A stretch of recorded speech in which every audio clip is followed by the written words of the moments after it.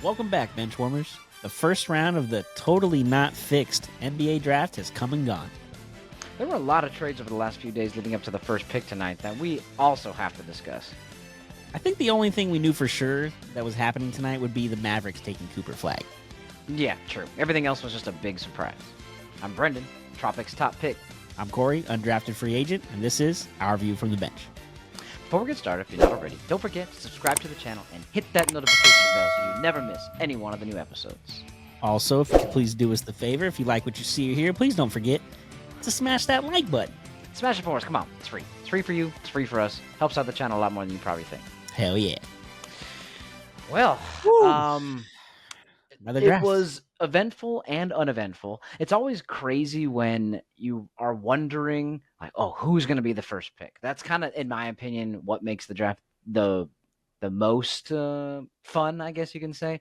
And 2 of the past 3 years, we kind of had a easy one. So, but yeah, I mean, you watched the whole thing? I didn't watch all of it, but I watched most of it. I was actually able to get home. I think the first 2 picks had already been made, and then I was able to jump on and go from there. About the 10th or 12th pick is where I still had it on, but I was getting to the point like, I don't even know who some of these guys are anymore. So I'm paying attention. I'm waiting for trades maybe that are going to happen because I'm expecting some crazy action in that department. Yeah, I was kind of hoping the Lakers might be active too. Yeah, it's early. We haven't started everything yet, but yeah, not as much action as far as the trade's concerned tonight as I thought there would be. True. So we got some trades to talk about. We got a little bit of the draft to cover, but before we get anywhere, we have some breaking news. We're going to send it out to the field to Corey. Corey, what's going down?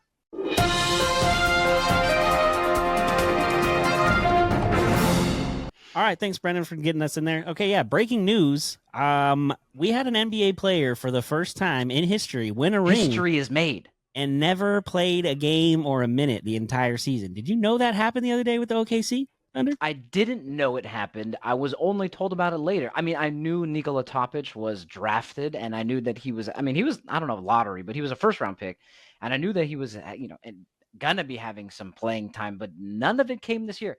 Now, for a stacked-ass roster like Oklahoma City, I kind of get it, but True. I did not know it until I was told it. But that's crazy because you feel like there's people that, oh, that guy's never played, but at least they've played some minutes. This dude's zero. Yeah, there's usually like, Adam Morrison for the Lakers, or, there's a couple of guys. That's the first person that came to mind. That never play until there's a 30-point win or deficit, and they go out there and get 5 minutes at the end of the game. I'm with you. But yeah, Topic, he gets drafted 12th overall, so you were right. He was a first round pick. Okay, lottery, yeah. And he had already had like a knee issue, I guess, when they were thinking about drafting, but then the ACL was partially torn, I guess. So they decided just, take the surgery, start from scratch. You're 19. There's no reason to not take advantage of it. Now, the Thunder didn't need him to be there. Obviously. As we saw, they won the whole thing. But they have a number 12 overall pick that is now in the wings waiting to be part of the organization and play next year. So that just makes OKC that much more scarier in the future because they have 14 picks in the next 7 drafts in the first round. Like, they just have everything in abundance, and I just don't know what else to expect. But this guy's pretty good, and if they won this year without him even playing, I can't imagine how much better they're going to be with him actually getting in some games next year. The thing that they're going to, honestly, Mark Daigneault's going to have a problem with just minutes. That's what he's going to be like, I don't even know who to play because everybody's playable. It's kind of one of those things. It's insane. OKC might be the first team to have 12 or 12 deep, like legitimately all the way through the season. Honestly, yeah. People talk about a good team has about 7 to 9 deep. If you can go 7 to 9 deep, you're solid. These fools are the guys that don't play could be bench players for other teams. So good for them. All right. Good for them. Well, good breaking news. Glad we got this out there to let you guys know what's going on. But let's kick it back to Brendan and Corey.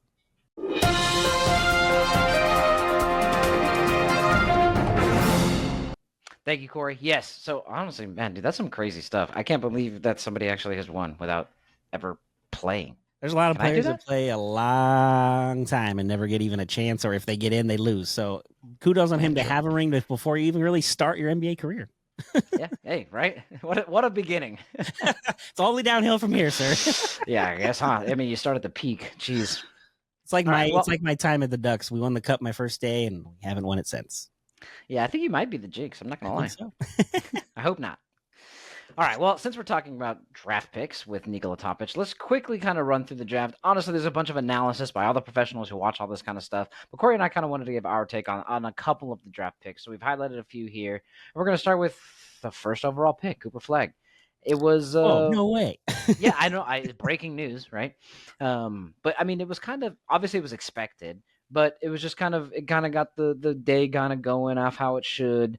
Good interview with his brother and his family. So it's just nice. It's nice to always see the first overall pick. You know what kind of sucks, actually? This has nothing to do with basketball. But speaking of first overall picks, you know who got screwed? Cam Ward, bro. Your quarterback, man. Nobody got to talk about Cam Ward, number 1 overall pick, a quarterback, and I'm not trying to get racial, but a black quarterback that everyone's always like, oh, True. not enough black quarterbacks in the league. Well, you have one picked first overall, and all we could talk about was Shador the whole time. So you know what? I'm glad that we gave their props You know to what though? Cooper, gave him I his time. believe there's a mini docu series that's following Cam Ward through his rookie season that's going to be out, so he might get more exposure as that gets out into the world. So Good. He needs it. He kind of deserves it. I don't know. well, He was unless just we're not picked good, first. we don't need more exposure if we're not good. Okay, true. All right, back to basketball. But I just, number 1 overall pick, they gave him his due, and then we kind of moved on with the draft. So, any thoughts on Coop? No, but I do like the nickname that I've heard for him so far, the Maine Event, because he is from the state of Maine. I kind of like it. Oh, only the second player ever out of Maine drafted I saw, and I don't remember who the other player was. It was in like the 70s or something like that. So, only other player was some guy I don't remember. Now But at least Flag got drafted somewhere he wants to be, unlike some other players or situations that have kind of, shown their way here throughout the draft night 1. Yeah, true. And you're going to get to one where we talk about the 9th overall pick. But before we get to that one, let's skip down a couple. Obviously, Dylan Harper and VJ Edgecombe and Con Knipple out of Duke were drafted. But the one I want to jump to is Ace Bailey, who went 5th overall to the Jazz, mostly because there was so much talk about all of his pre-draft, lack of pre-draft stuff, that people were concerned whether or not he was actually going to keep falling. And after I saw that the Sixers and the Hornets didn't pick him, I wasn't concerned. I don't know the guy, but I was kind of thinking the same thing. Yeah, it's interesting because there's been NBA players coming out, specifically Paul George is the one I think of it. Like, you can't be really calling the shots, man. Like, you haven't done anything yet or proven yourself in this league to be in there calling the shots of what you want to do to get drafted. Like, the draft sucks sometimes. You get to a city or a team that you don't want to be in. I get that. But at the same time, this is your dream to make it to the NBA. Like, why wouldn't you do everything you can to get drafted as high as possible to make as much money as possible? Like, in a weird way, he cost himself a couple $1 million because he could have been 2 or 3 and he dropped down to 5, and all the rosters or salary spots are slotted. So he kind of screwed himself out of a couple $1 million. Yeah, I mean, I guess he's betting on his long-term talent in the NBA and his next contract. I mean, again, 5th overall is not bad. He's going to get a pretty penny. But yeah, there was just a lot of, I don't feel like working out for you. I don't want to do this. I don't want to do that. And he still got taken 5th overall. So obviously he's really talented. He can jump out of the building. But Rutgers, and again, this isn't even a knock on him or Dylan Harper, who went 2nd overall. Rutgers didn't do anything last year, and they have 2 top 5 draft picks. That's crazy. That's like Duke, who made it to the Final Four. Yeah, I was going to say, if you think about it, though, not that Calipari never won, but there was a few years there where Calipari wasn't getting out of the 1st or 2nd round of the tournament, and he was getting 2, 3 first-round picks every year, no matter what. So just because you have the talent doesn't mean you have the team around you to win games. True. Like, he could have been great individually, and that could be the case in Rutgers as a basketball school. Maybe if I'm thinking of the Kentuckys, the Kansas, the Dukes, the North Carolinas, like, I could see that some talent's going to come out of there, even if the team isn't good. Fucking Rutgers, what are you going for Rutgers for? Unless you're can't make it to the other one. So, and now he's going from Rutgers, where nobody probably thought about him, to Utah, where nobody's going to think about him either. So I don't know. True. Yeah, that's true. That's true. All right, so let's move on to number 9, and you kind of have the story on this one. Yeah, so Colin Murray Boyles gets drafted by Toronto, and he's sitting at the table on the floor, obviously, with everybody. And as he gets up and he's buttoning his jacket to go up on stage, he's kind of like shaking his head, like, I don't want to be in Toronto. And then you see him just kind of just a little bit, just fuck. And then go to, hey, mom, and then girlfriend. But, I mean, it was hard to miss. The camera was right on him, so I can read lips after watching all these John Boy videos over the years. I know, right? Shout out to John Boy. And that was definitely an F word that came out of his mouth, and then he hugged his mom and girlfriend, which his girlfriend is also a player for the women's basketball team at South Carolina. So there's a lot of talent. That's kind of cool. At that table, but yeah, I kind of felt bad for him. But I mean, Toronto's not the worst place to go. There's definitely worse cities to be drafted to in the NBA. I don't think Toronto's that bad. Yeah, I don't know if it's weather or Canada. Maybe it's kind of a combination of, it's literally the only freaking team that's not in his country. So that's the only thing I can think of. South Carolina, depending on where he's from originally, to Toronto. I guess that's a big change in life. But you can hang out with Drake. I mean, if that's cool. If you live in LA, you don't probably like Drake as much as you like Kendrick. But that's a whole other thing. Yeah, that's true. That's true. I'm impartial. Don't care. All right, we got a couple more that we want to touch on. I really wanted to talk about this guy, Kaman Malawak from Duke. It just seems like a really humble dude. Mhm. I don't know why I thought he was going to keep falling somewhere, but I was hoping that maybe the Lakers would make a run at him because obviously we need a center. The Rockets took him at 10th overall, but immediately traded him to Houston. Not Houston. They are Houston. They immediately traded him to Phoenix, who, we'll get to that in a moment, who they've picked up in a trade as well. But it just seems weird once we talk about the trade. We could bring it up now if we want, at least for the. This draft pick, there's really two trades that kind of are coinciding with it. So in order to get this draft pick to Phoenix in the first place, this is the draft pick that Phoenix traded, I'm sorry, to wow, I'm screwing it all up. Phoenix, yes. Traded to Phoenix. So Phoenix now has a young big man to put alongside Booker and Bradley Beal as long as he's still there and whatever else they want to do. But then we see later during the draft that they traded for Mark Williams, the center who the Lakers traded for at the deadline and said, you're not healthy enough, go away.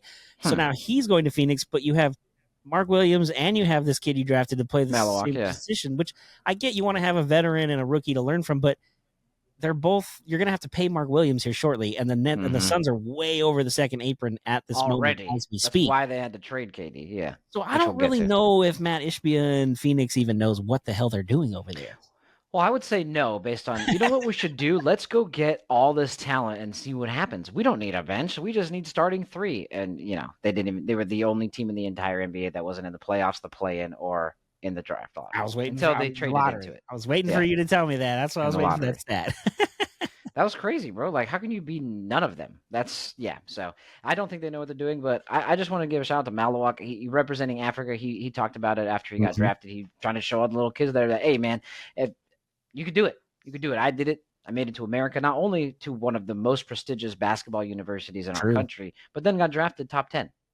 Yeah, what a story. Like you said, great story from Africa. He's going to grow the game. He's probably going to go back there and Dikembe Mutombo and some of these guys that come from those poor countries, they go back and they just dump a whole bunch of money into different things they need, water, basketball camps, academies to try to get more of them into the NBA. So it's going to be great. And again, like you said, playing at Duke, I think with Schreier coaching there and everything they did with Cooper Flag, he's going to be great. I just hope it's not, we're going to get him lost in the shuffle in Phoenix and we're going to forget about him in 2 or 3 years. True. Hopefully his talent doesn't let him get lost. Yes, that's what I'm hoping. The last one we want to touch on, I kind of wanted to bring up, 18th overall to the Wizards, who was then later traded to the Jazz, Walter Clayton Jr. out of Florida. He was the guard that I'm pretty sure Florida just won the national freaking championship, and he was the starting guard there. He was going off in the tourney. I think Elite 8 and Final 4 games, he had 30 plus. Yep. So he's just doing great, slid all the way to 18, I think mostly because of his size. But he's one of those strong guards, if you could say. Like he has the girth and the build to kind of not let his height hinder him too much. So I just thought it was kind of crazy that he fell so far. And I thought it was really cool, kind of the last year and a half that he's had in his life. He had his daughter, beautiful daughter that was there with his girlfriend, wife, fiance, whatever they are, baby mama. I hate to call it that, but I don't know what their current relationship status is. So he had his daughter there at the draft. He just won a national championship with Florida and all his friends. And then he gets drafted top 20 into the NBA. I mean, what a last couple months, huh? It's a nice little run. And, you mentioned for his size, as far as height, it might be. But in a weird way, only as you're saying that, the only person I can think of that's actively in the NBA that kind of fits that mold in my mind was Jordan Clarkson, who's also on the Jazz. Okay. Not that he's going to be there. Jalen Brunson. Okay, that's a good one too. I'm thinking Clarkson is a little bit bigger than Brunson, but still not super tall, but very good with the ball, can move around, can get his shot. But I don't know if Clarkson's going to be in Utah with him to teach him or kind of coach him at all next year, because depending on what Utah does here shortly in the next couple of days. Hopefully trade us their center. That's my hope, but I don't want to get talking about it and jinx it. No. But there's just a lot going on. But I agree with you. Going from, I'd rather be in Utah than Washington Wizards if I'm him. So I'm kind of happy with the trade. At least Utah has a lot of young guys. Danny Ainge is there, and he tends to build long term. So I think Utah in the long term will be fine in a couple years. It might suck right now, but I think they're going to have a couple nice guys with Ace Bailey and now with Clayton, that they got the backcourt of the future. Now they just hopefully don't keep Walker Kessler as the front court. Yeah, and they got Markkanen, right? That could be Yeah, your Lauri main Markkanen's true. That's four. good. John Collins is technically still there at the Yeah, moment as he well. opted in. I saw for sure. He did that today. I don't blame him. Get your Yeah, cash, for right? real. So those are kind of the main highlights that we wanted from the draft here. Obviously, if you want really in-depth coverage, all the professionals will tell you exactly how they're going to pan out because everybody knows how everybody's going to do, right? That's how it works. I mean, we could do it just as good as them because half of the time they're wrong too. So Exactly. So don't even worry about that. But we just kind of wanted to touch on it a little bit. The very, very last note that I want to touch on the draft before we go into the crazy trades that have already happened is the resurgence or the surgence, I guess it's not a resurgence, of French players. yeah, We had 3 this year drafted in the top 19 picks. Noah Asang, not Young Hansen. What is Nolan Traore, and I forgot who the other one was. so you But did really good on pronouncing their names. I don't even know if I could do that. I just remember them saying it earlier. That's the only reason why they were saying it in the broadcast. But the crazy part was, so they had 3 in the top 19 this year. They had Wemby obviously 2 years ago, and both Sarr and Risache are French, the number 1 and 2 overall picks from last year. So Damn. France is starting to freaking take over the NBA. I mean, really, only one is making the crazy impact, obviously, and that's Wemby. But 3 of them just got drafted today, so we'll give them some time. The U.S. did play France in the Olympic title game, so I guess that makes sense. Barely won. We won, but it was a little bit more difficult. So, yeah, I guess shout out to the French. Not a huge fan, but hey, good for you. All right, let's move on. We got to the trades. Corey, how do you want to do it? You want to go in like reverse order, like of what happened first? Yeah, that's probably the best way to do it. Okay. So the crazy one that really kind of started everything off here was, I think, a trade that nobody even really saw coming. Not that you wouldn't see that the trade, the main recipient isn't working towards something, but I just didn't see this one. Kind of came out of left field. Yeah, and it brings back up, what are people worth? So Desmond Bane on June 15th was acquired by the Magic. They gave up KCP, who's obviously kind of an aging wing. He, got a couple chips already. He's a little bit older, and Cole Anthony, as well as 5 first-round picks. Or I'm sorry, 3 first-round picks and 2 pick swaps. It's a lot, including this year's pick. It's a lot for Desmond Bane. Now, okay, if I'm Orlando, though, you're looking at the Eastern Conference for next year. Oh, Halliburton's out. Tatum's out and the Celtics are done. The Knicks, who knows what they're going to be doing because they played 8,000 minutes last year, and even without Thibodeau, Dame's out too. Somebody could get injured. Orlando sees their chance here to take a shot at the East. So getting Bane to go with Franz Wagner and Paolo Banchero and Jalen Suggs, and they have a nice little thing going down in Orlando. I wouldn't be shocked if they're not done making another move or two just to shore up a little bit more depth on that team now. But man, does Orlando look good after this move? And I don't really know what Memphis is doing, I guess is the best way to describe that. Okay, so dang, I don't know where to start because I want to answer a bunch of things. What I think Memphis is doing is I think they're realizing their apron, and they have to build around 2 stars. True. They're going with Ja and Triple J, and Desmond Bane already has a pretty big contract because he signed an extension, I think, last year or 2 years ago. Yeah. And I think they're just trying to build around this apron. You know what I mean? They don't have the money to keep going over this tax. So, but for Orlando, I think the biggest thing is that I think their only competition, like you started to mention, is Cleveland next year, in the East. Like maybe the Knicks, sure, but I mean, I don't even know. Can they make that deep of a run again? And if it's talking about Cleveland, Orlando, well, shoot, Orlando took Cleveland a couple of years ago to the 7. Mm-hmm. So, and that was without any of these stars. So that was Orlando's first in playoff with this group that they currently have. So that was their stepping stone into the playoffs and learning. Last year they did a little bit better, and now here we are making a move to hopefully continue to progress in the Eastern Conference playoffs. And I think Banchero and Wagner and Bane together is a nice little trio that people are kind of probably going to underestimate just because they play for the Magic. Yeah, absolutely. And if they can do what Cleveland did last year, all you have to do is dominate your own conference, and then you can do 500 against the West, which is going to be daunting as normal. Yeah. And Orlando's right there near the top of the East, if not a 3 or 4 seed, maybe higher. So I think Orlando's going all in, and I think they should. I think this is the time and the opportunity with the Eastern Conference kind of in flux as far as who's expected to come out of it next year. Agree. And Desmond Bane's a freaking solid player. So it's not like we're dang, you kind of gave up a lot. I mean, they did give up a lot for Desmond Bane. I don't mean it like that. But at the same time, he is a career 41% 3-point shooter. They were 30th in the league last year in 3-point Jesus. percentage, literally dead last. So they made the playoffs being dead last in 3-point percentage, and Desmond Bain can only really help with that. So I think it's a pretty good pickup. He's not necessarily a ball dominant guard, but he can distribute and facilitate a little bit as well. So I think it's a crazy pick. The Yeah, last and thing that I want to ask, I was go say ahead. I know everyone's like freaking out about the 3 picks and 2 pick Okay, that swaps. was like going to ask you. So How like, did they get that how do we for grade him? this? But Luca gets only. But I think the biggest thing that people aren't focusing on is you mentioned it. Bane is signed for like 3 more years. It's not a 1 year rental, and you hope he extends. So you're giving up a lot, and you don't know he's here for a good couple years. So giving up a couple more picks might seem like a steep offer or a steep deal, but I think in the long run, because he signed for multiple years beyond this year, it makes it a little more palatable to give up those picks if you think you're going to have a run. Because mind you, if Bane and them are good for those next couple years, those picks are taking place. They're going to be at the back end 25 of the plus draft anyways. anyway. Exactly. Mm-hmm. So. It's a good point. Good point. That's what I was going to ask you. I mean, I do think it's a lot to give up, but what else is Orlando doing? Yeah. And again, the East is open. If you're going to take your shot, this is the time. Oh, this is O'Shea Jackson Jr.'s quote. This is DEI NBA, right? So everybody has an opportunity to win, including the Orlando Magic. DEI titles. That's so funny.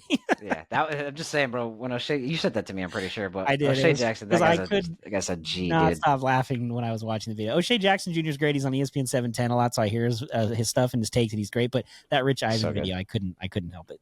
Yeah, it's so good. All right, now honestly to the biggest one here. This is the one that everybody's talking about, and then we even mentioned it a little bit with the number 10 pick here. Kevin Durant is on the move, leaving the Phoenix Suns, getting traded to the Houston Rockets. They get Jalen Green, Dylan Brooks, this year's first round pick, and then 5 second-round picks. Some of those belong to other teams, so obviously it's not just straight Houston picks, but that's I guess that's pretty decent, man. Honestly, knowing the situation and knowing that Phoenix needs to get out from one of these 3 contracts for their top 3, getting a first overall pick that happens to be 10th overall and exposed to like what could be, right? Because future first, I mean, if they're really good, you're getting 20. So at least this one, you know what? We got 10. It is what it is. Let's do that. But yeah, I mean, I think it's a good deal mostly for the Rockets, in my opinion, but it's not a slouch of a deal for the Suns. What say you? Agreed, but also there's rumblings out there that, KD, obviously they weren't going to trade him just anywhere. He had to approve it because he's not just going to go wherever he wants to compete for a title. So there was rumors that him and Udoka, who coaches the Rockets, were kind of like, hey, look, I want to be there, but like, don't give up everything for me to get there because then they're not going to be a team. So It almost was like other teams, Minnesota, San Antonio, which apparently San Antonio didn't make much of an offer, but Minnesota was a big one.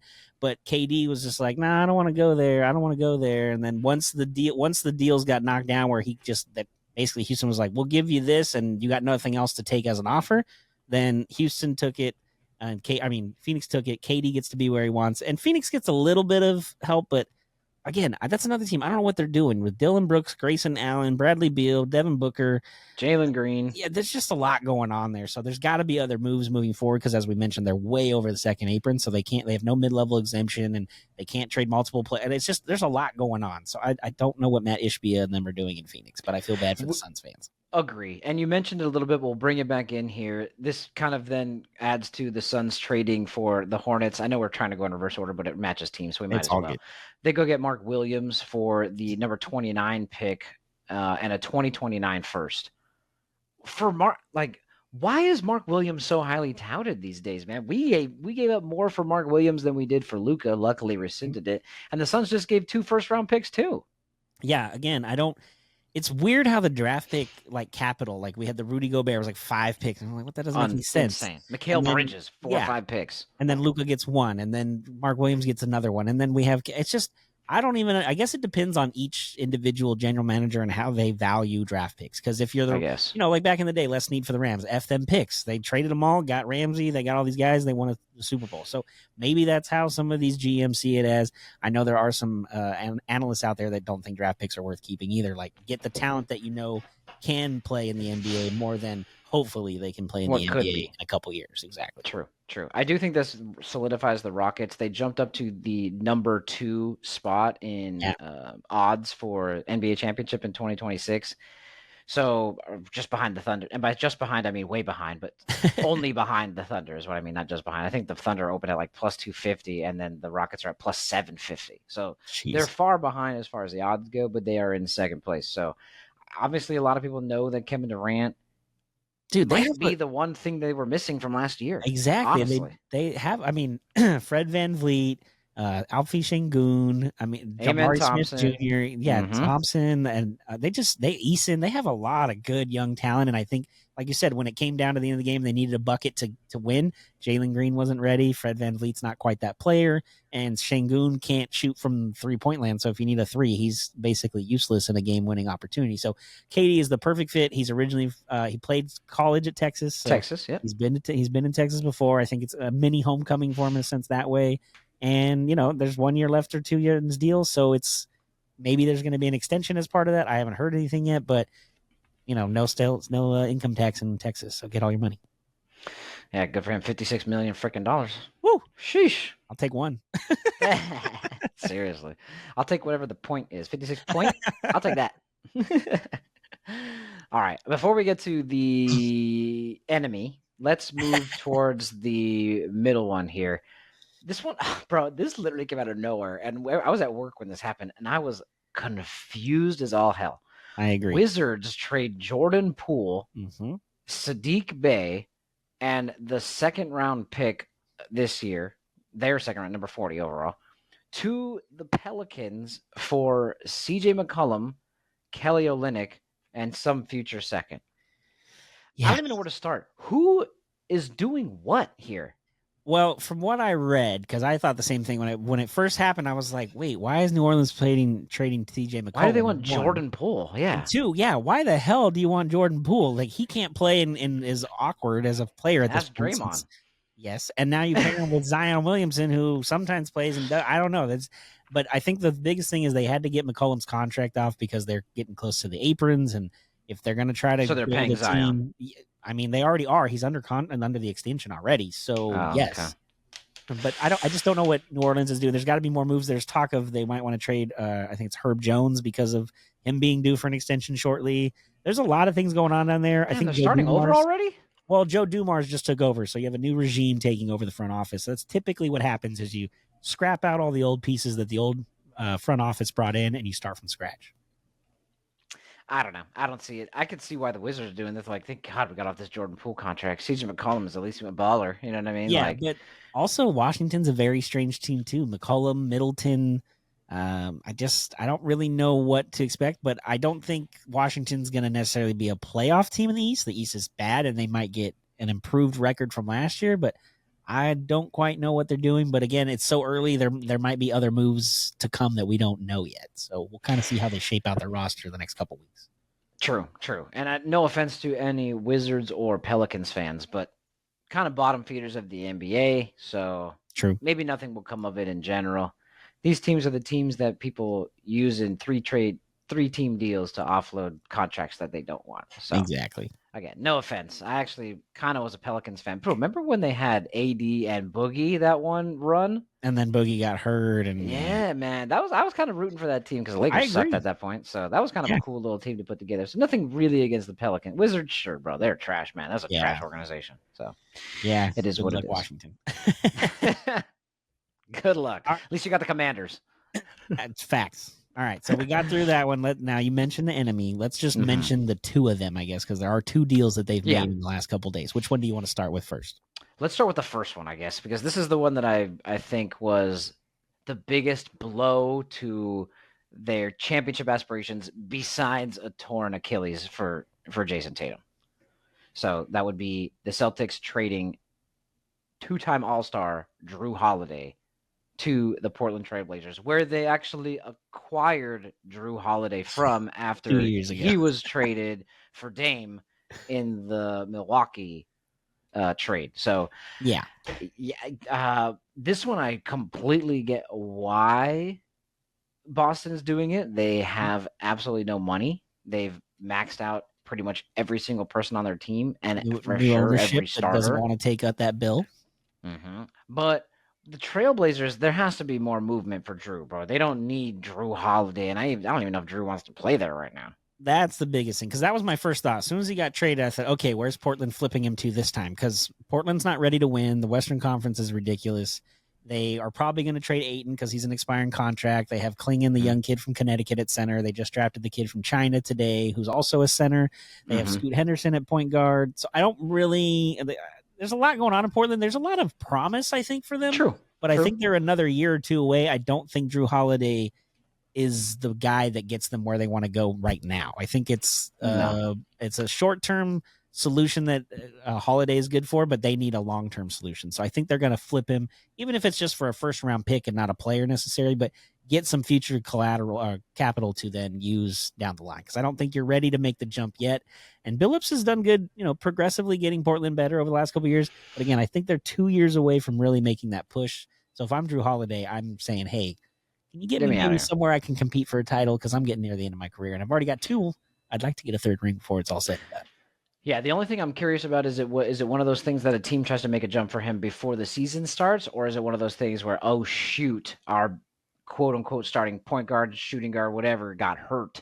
Now we need to pivot. When he did get traded to Boston, it was like, I think, a week or 2 before training camp started. So it could be something Portland waits the rest of the summer, see where everybody else signs and what other deals are made, and then kind of see what opens up or what options there are. But again, it could be one of those things they get closer to camp and somebody gets hurt, training before they get to camp, and then they need a guard, and Drew Holiday becomes the hot ticket that you have to have. And then Portland gets even more than they are hoping to get in from him. So I don't know. There's a lot going on in Portland. I think, again, they're in the right direction. I just think they're a couple years away, and I don't think it's time for Holiday yet. I would love to be honestly. He's not making $32 million. What if the Lakers got Ayton's expiring and Drew Holiday in a deal from Portland? That could be something. Yeah, maybe that. I don't know if the Lakers have enough salary to get that done. No, that's $70 million. That's 70 combined. He's making 32 and Ayton's making 35. So that's it's getting too close. But it is honestly rooting for Drew Holiday. I've always liked the guy until he went and played for Boston. Congrats on winning a stupid ring, but but it is what it is. You know me, I'm just being a hater. Shout out to Loft. All right, next one then. Last one of the hated ones. This is a big one. Okay. So 3 we talked about with the aprons and everything. There's going to be a lot more 3-team deals now because some teams can't aggregate multiple contracts in a trade because they're over the first apron or second or whatever. And this is one of those This is one of those cases where, again, Boston's trying to unload all this money. They made their run. They got their title. Now it's time to tear it down and start over. So we got a 3-way deal with the Nets, the Blazers, and the Celtics. Blazers? No. Hawks. I don't know where I got Blazers from. Yeah. Celtics, Nets, and Hawks. So the Celtics obviously ship Porzingis. He goes down to Atlanta to play with Trae Young, which actually it's a nice duo, point guard, pick and roll, and then Porzingis can pop out and Trae can throw out some threes. So kind of like what Atlanta's getting out of that. Brooklyn gets Terrence Mann and a first-round pick, which is number 22 this year. I am surprised Terrence Mann is still in the league. That's just me. He's been bouncing around forever. Boston, obviously, just trying to get rid of money. They brought in Georgie Jang and a second-round pick. So they're just getting a big man to fill the void. But again, I don't know what Boston is expecting next year. I know Jaylen Brown is still there as of now. They could still be trading Derek White. That whole team could look like a Jaylen Brown and the gang next year at this point. Bro, Jaylen Brown is going to be that Will Smith meme where he's standing in that empty house looking like, where the f did everybody go, bro? The only Tatum's there but hurt. Yeah. I'd say the only other person that'll be there will be the coach. It'll be him and Missoula. You know what? Good for them. Yeah, right? Not our problem. Yeah, no, honestly. I'd love not seeing them win. So, and again, I'm not saying they're not going to be back. No. Just wait for Tatum to come back. They're going to be fine. They're going to figure out who else they can get. They're not going away forever. They got 2 really talented players. But honestly, there's a lot of rumors that they may not be able to keep Jaylen Brown and Jason Tatum and really build, because they maxed them out. They were both, all NBA first team. They're both $60+ million. This just 2 players is half your salary. So. Yeah, and if you're Tatum, I know, people come back from Achilles a lot more easily now in NBA compared to past, but Tatum's been playing for a few years. He's not a rookie young kid anymore. He's under 30, so he's young. But as far as miles in the NBA and 2 NBA finals runs, winning one of them, like he's played a lot of basketball. So depending on, he's going to miss all of next year. All those Olympic minutes, don't forget. That was a good one. He's going to miss all of next year. So by the time he comes back, we're getting closer to 30, and the team is going to be him and maybe everybody else that's gone. Like you said, maybe he's the last one standing and not Jaylen Brown. Yeah. Again, I don't feel sad. It's rough. No, yeah. I mean, I don't wish poorly. I definitely don't wish No, and I injuries. don't But wish yeah, please, injury Celtics or never win. anything like that on anybody, but Yeah, it agreed. happens. Oof. Well, I mean, that's what's going on in the NBA these days. Last note, I thought it was kind of crazy. Let's talk about that Achilles. Moving off of that, that's pretty much what you got for the draft and a lot of the trades, at least of today, of draft night. Yeah, But two things I want to touch on. One, three players tore their Achilles. All three wore number 0, and apparently more the same O'Shea things. was saying, they were all wearing pink shoes. Hmm. That's pretty crazy. Yes. So, but the other thing that I want to touch on is this is the calf strain that Luka was concerned about, Hmm. and And why the Nico wanted Mavericks him were to looking. play quickly for what reason now? I don't know, maybe to tear his Achilles like Tyrese Halliburton. Obviously, they didn't force Tyrese Halliburton to play. That No. was freaking game 7. You're not playing, so I get that. That's not. I'm not saying that, Yeah, this but isn't December. correct. But that's the point that I want to make is they fired the guy who was on Luca's side with Hmm. that thing because you need to be on our side. And it turns out that immediately this next postseason, 3 players go down with Achilles tears, all struggled with calf soreness just before it. Hmm. There's Yeah. a reason. And I'm happy that Lucas said, I'm gonna do what is best for me, and that is to rest more. And that's just the best thing that he could have done. So I'm happy. I just kind of wanted to note that and see what your thoughts were. No, actually, now that you're explaining it more, I didn't think about it earlier when I was reading into it, but now that the way you're talking about, is it weird? But is Luca not? Did he not do the same thing that Kawhi did to San Antonio in a sense? Like, hey, my body is telling me I'm not ready and I'm not there. I'm not going to Yeah, force myself out there early and cause a worse injury down the line. So if you can't deal with that and you don't like it, sorry. And then they shipped him out of town because they couldn't agree on things. And then, true, I mean, Luca hasn't won a title yet since he left. Hopefully next year. But are we kind of looking at now? Are we now? I kind of feel a little bit different about the Kawhi situation. I think back at the true. time I was a little like, I don't get it, I don't understand. But now thinking, maybe Kawhi was onto something in Maybe he San was right. Antonio, and we just didn't think about it because he never talks. True. So we assumed he was the one causing the issue. But Luca talks all Maybe the not. time and had the same situation. And again, not only did we have 3 guys in the playoffs tear their Achilles, there were 8 players, I believe, that tore their Achilles throughout the entire season this year, which I believe is the most in an NBA year. So they're talking about Jeez. is it the play? What do we do to do it? What is wrong with the game? And guys played 82 games forever. This game has been played, so it's not the 82 game part. They weren't playing it to this level, dude. The No, I athleticism agree. They now is weren't running up insane. and down the But court, maybe running as many miles per game and stuff. But the game itself, amount of games, and okay, the playoffs was and best of 5 in the first round for a while. But no, everything but was still, the time of it's 48 minutes still. To your point, you know what I yeah. mean? I think I just there's people out there saying that should the NBA institute maybe a rule that a calf strain is treated like a concussion, where if you get a calf strain, nope, 2 weeks minimum out, can't play. We don't want you taking a chance and tearing an Achilles and making it like I don't know if you could do that or implement it if that the league or the players would agree upon that, but it is something to look at down the line that if your guy has a calf strain and we know it leads down to an Achilles injury, shut him down for 3 or 4 weeks. There's no, especially if it's Luca or guys like there's no reason to rush these guys back in December, January. Like you said, game 7 of the finals. Everyone's going to go out there. It's like the NHL. Guys play with They're gonna broken try it arms and anyways. legs Yeah. in game 7. So I get game 7, but December, January, there's got to be more just awareness of calf strains and what can come out of them for some of these guys moving Yeah, forward. I mean, think of what it's ruined, right? And again, none of this would happen. Some of the examples I'm going to say are playoffs, right? But Kevin Durant, Yeah. Kawhi Leonard won a championship, and I don't mean to put a knock on the Raptors. They were not going to win that if Kevin Durant and Klay Thompson were playing. I do not care what anybody says. Yep. That Warriors team was going to win. So Kevin Durant tearing his Achilles in the finals. Now the Raptors have a win. Halliburton. Now, granted, you could say that the Thunder were going to win, which they might have. I don't know, But man. Halliburton looked hot as I was gonna fuck to say start that Halliburton game, came out dog. hot, and he started talking shit, and then within 5 minutes, boom, it was done. It was like, Boom, done. So and there's a Oklahoma City, championship the right whole there. building just like died. It was Deflated. Yeah. yeah, it just And then sucked. you could even say the same thing about now. I do think the Knicks were eventually going to win, but Yes. Tatum tearing his Achilles doesn't help the case that Yep. maybe the Celtics had a chance. Again, I'm not rooting for injuries, but I definitely am happy they lost. I'm just saying it's starting to kind of affect players, and it's starting to affect it on the biggest stage. Now, I know maybe they weren't feeling any of that calf soreness throughout the regular season, and it started in the playoffs, but Yeah. I don't know. Maybe some more. I don't know what treatment you could do to fix that, but yeah, I kind of like your idea of trying to avoid the the long-term negative effects. Or it's Yeah. like in baseball, if you know you're feeling that elbow soreness, man, don't go out there and pitch next Yeah, week, dude. Like, get that exactly. checked out because Tommy John's on the way, So Absolutely. I think Yeah. that's actually a pretty good take. I don't know if what the NBA might do about it, if anything, but I think that'd be something to consider, at least, for sure. You got to think at least the league and Adam Silver are going to try to look into some way of trying to avoid some of these injuries. Again, sometimes injuries just happen. There's nothing you can do. Like, these guys play, like True. we talked about before we got on here. Some of these guys play basketball 10 times a day when they're kids, from 10 to when they get to the league. By the time they get there, they've played 80 million minutes, and maybe their body just at some point just gives up and pops something because it's just time to do Human it. nature. Yeah, exactly. We aren't perfect, not robots. Yeah. True. So, well, that's the NBA catch-up, man. It's been a minute since we've talked about basketball in a sense of like the entirety of the league. We've talked obviously a little bit about the playoffs, and the Thunder just won the championship. Congrats to them. But yeah, let us know in the comments what you thought of all the moves so far in the NBA's trades, draft, whatever, trades. Yeah, and hit us up on Twitter, Instagram, or TikTok at RUFTB. And, who won night 1 of the draft? What are we expecting in night 2? Do we have any rumors going on? Hopefully more trades tomorrow, more action tomorrow. That's what I'm hoping for. Yeah.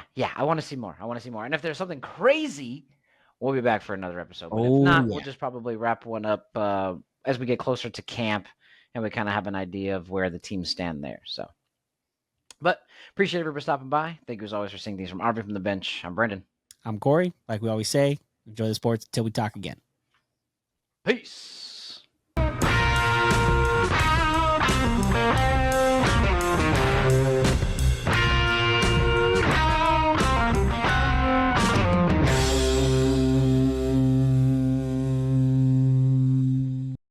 This was a Sycamore Fourth Studios production.